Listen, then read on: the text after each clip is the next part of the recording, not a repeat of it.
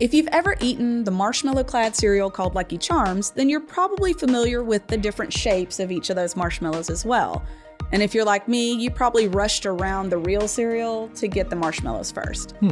But you didn't tune in today to learn about marshmallow cereal or cereal strategy in general. Yeah. But we're going to do what good financial advisors do, and we're going to take just about anything that's normal in your life and turn it into something that you can use as a tool to work towards financial independence. Okay. Well, I've got a quick question, and I'm not trying to come off, weird or ageist or rude. Ageist. Ooh. But did they have Lucky Charms when you were around? Harsh. They did. There were less marshmallows, I think, originally. I was talking about this with one of our other teammates about how I feel like there were less marshmallows when I first started eating them.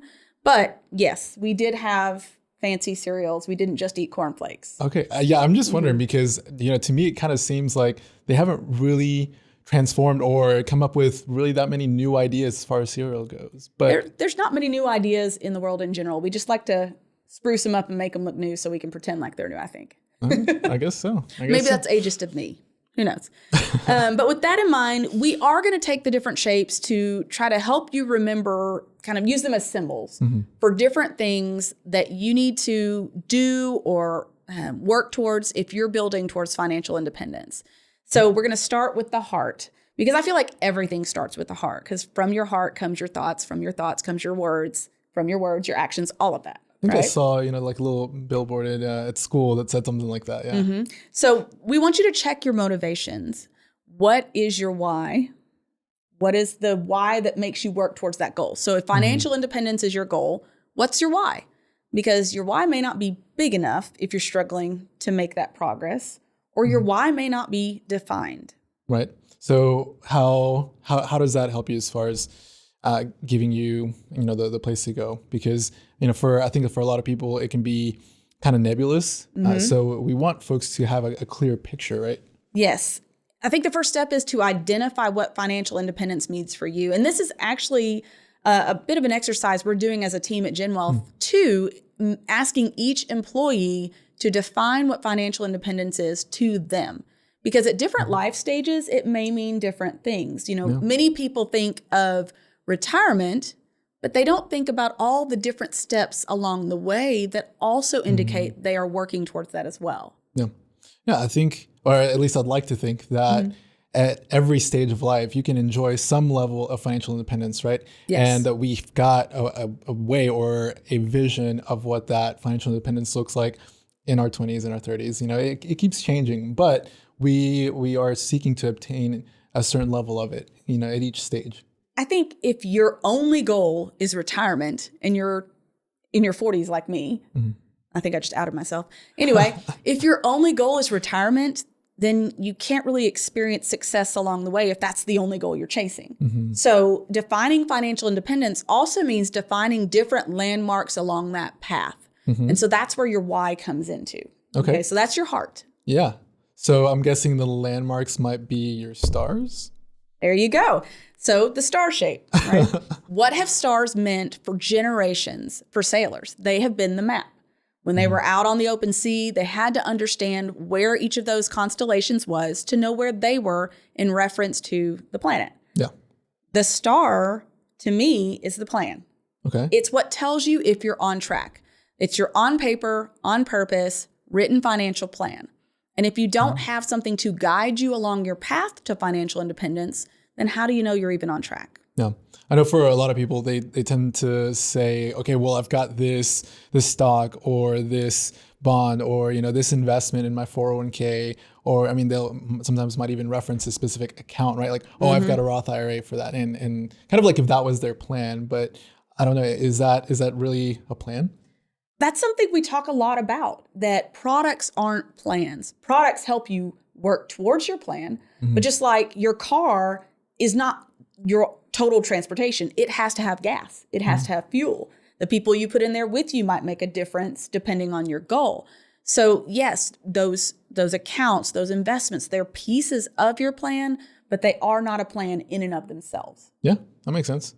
And yeah, I think if you've got those accounts and it's good to have them, it's good to have those investments, right? But it's not those investments in of themselves that really guide your way. Correct. Right? Because those investments don't know what your goals are. Exactly. The investments should work towards the goal. So you have to define the goal first. And just like the stars have a role in navigation, so does the moon.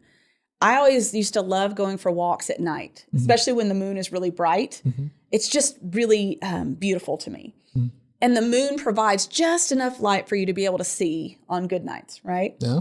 Well, there are times when the investment world is kind of dark. This last year has been ugly. There have been past years that have been ugly. There are going to be future years that are ugly. But if you've got that plan in place, it can give you the light to work through those. It can keep you on path to keep working towards those goals and not give up, not sell when the market's down, those sorts of behaviors that we've seen in the past. So that's what the moon's going to signify for us too. Okay. So it's kind of like going back to the plan during those dark times. Yes. Yes. And the next shape, I'm not going to make, Mark go too into detail on this one. I had some words on here that he didn't agree with, so I'm going to say them. There's the rainbow, right? What is a rainbow? It has an array of colors that all work together to create a beautiful sight to behold.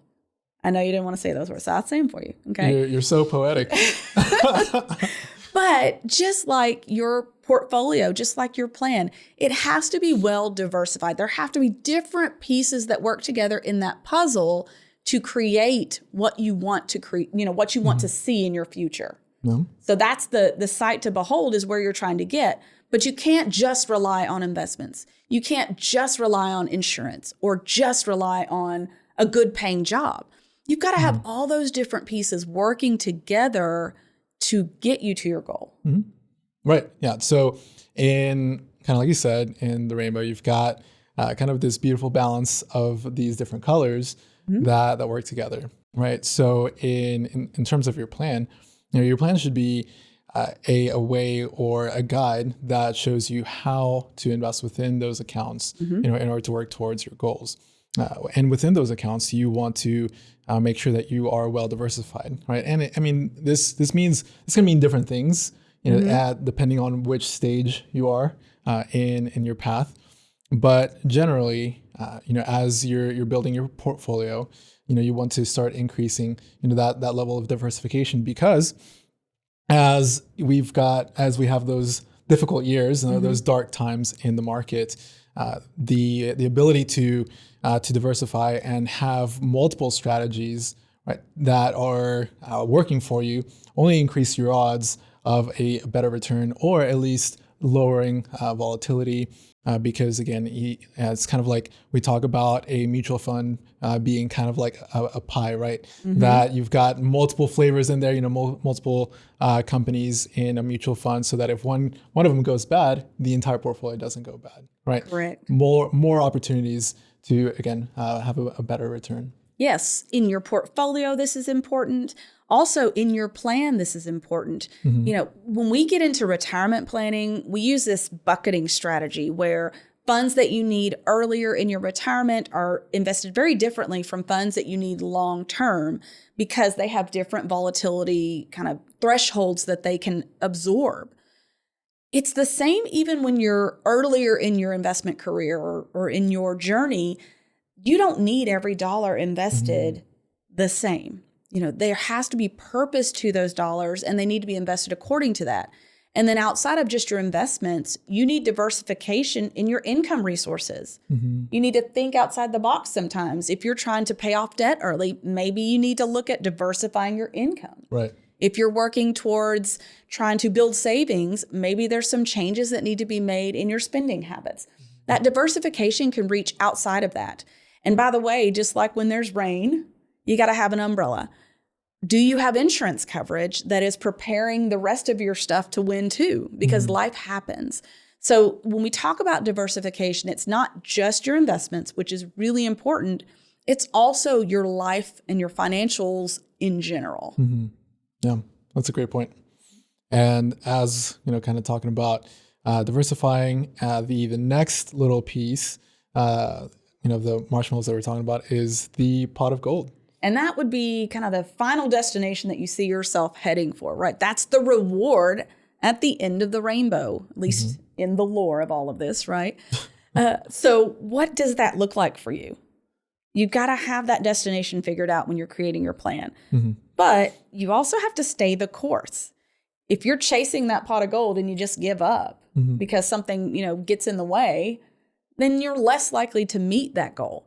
You've got to have the grit to stay focused. No. So is there a leprechaun here in the story that helps you find that pot of gold? I guess it depends on how you define a leprechaun, whether they're helpful or hurtful. Most of the time they're seen as kind of those things that throw you off. But yes, we all have things in life that are going to derail our plan or just throw us off course. I think it's really important in those cases, again, to have the why and the plan really defined. Because when I have chased goals in general, if the why, if the destination are really well defined, then I might get knocked down, but it's easier to get back up. It's easier for me to get there. And maybe you need some support. Maybe that's what you lack right now. If you're struggling in this journey, there is support for you. Yeah. We have an entire website with resources. And, we've got advisors that would be happy to come along beside people as they're working on these goals too. Yeah. And for me, I picture one of those old Lucky Charms commercials. I mean, and I haven't seen any recently. He was a happy leprechaun. Yeah, but what he's always doing is he's trying to get the kids to come along and help him find the pot of gold, right?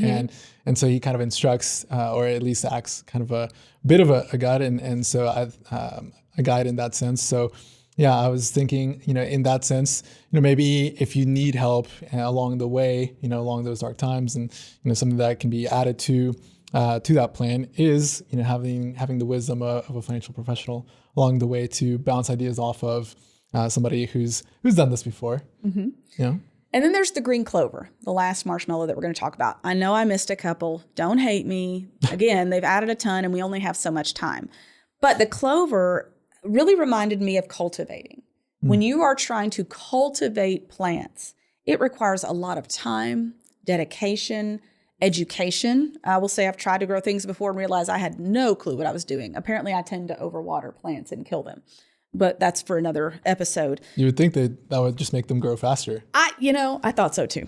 But your financial independence journey is going to require consistent work and consistent, diligent attention for you to be successful. So just like trying to grow a plant, you need to understand what you're trying to accomplish. Now, I'm not saying you need to understand every detail. Go read K1s from stocks, things like that. No. But you do need to understand where you're headed and what you're doing to work towards it so that you don't as easily get derailed. Absolutely. Yeah. Like you said, it just takes time. It takes practice. And, we know that because, we help quite a few people go through that. But we also do that ourselves, right? Because we're invested in the same market, pretty much in the same investments. And so we're going through that same process along, with our clients. So we've got that knowledge. And as we grow, we're also implementing, all of the new nuances, right? That we learn along the way, all the new rules and regulations that happen. And that's also, kind of a part of the whole process. Yes. And we've given you a lot of kind of nebulous things to think about when it comes to these different shapes. But with this one specifically, I wanted to talk some logical steps. And these are a little bit broad. So if you need to define them individually, I would encourage you to do that. And you need help, let us know. But the first thing I feel like you have to do is educate yourself. Before I joined this team, there are so many things about just helping myself work towards goals that I really just didn't know. I didn't know what tools I had access to. I didn't understand how to create my spending plan effectively. No. There's a lot of little budgeting tools out there or things like that, but they don't personalize it to you. And I didn't have the skill to do that myself. Right. So it was really important for me to take time to educate myself first. Another thing is making savings a priority. We talk a lot about spending, but what I think we need to really do is shift our mindset to making savings a priority. Right. Because if it is a priority, your spending is going to work itself out. Exactly. And the last thing that we've got on here is also having a lifestyle that works towards your goals, right? And I think that a lot of times, kind of like you mentioned when you were growing up and you had to learn a lot of the things maybe through kind of a trial and error process.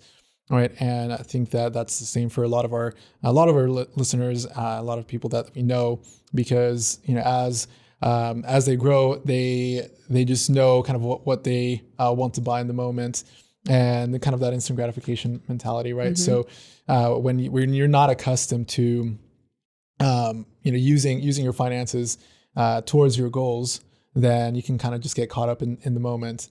But the more that you learn and apply these principles and work in a spending plan, kind of like we've talked about, that's really what helps us stay on track. So it's time for our 2 cents, and I'll go first. I think we can all agree that a bowl of magically delicious cereal is a great treat from time to time. But we hope that you can see that our future won't magically happen. It takes dedication from you to make your way to the end of your financial independence journey effectively and find your little pot of gold. Yeah. And if the journey towards financial independence feels overwhelming, then you can rest assured that there's many resources out there, including our website.